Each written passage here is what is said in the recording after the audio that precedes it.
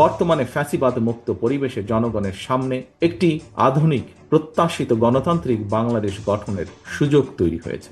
বর্তমান প্রতিযোগিতামূলক বিশ্বে যোগ্যতা এবং সম্মানের সঙ্গে টিকে থাকতে হলে অবশ্যই আমাদেরকে এই সুযোগ কাজে লাগাতে হবে। আরও একবারের জন্য ভুল করা চলবে না। সুতরাং জনগণের বাংলাদেশে জনগণের সরাসরি ভোটে জনগণের প্রতি জবাবদিহিমূলক নির্বাচিত গণতান্ত্রিক সরকার প্রতিষ্ঠা করে লাখো শহীদের কাঙ্ক্ষিত একটি ইনসাফ ভিত্তিক গণতান্ত্রিক মানবিক বাংলাদেশ গড়ার মধ্য দিয়েই শহীদদের প্রতি আমাদের ঋণ পরিশোধের এখনই সময়। একটি দেশের জন্য 54 বছর কম সময় নয়। এই দীর্ঘ সময় জনগণের ত্যাগ, গৌরব, বিজয় আর নানা উত্থান পতনের ইতিহাস আমরা ভুলে যেতে চাই না।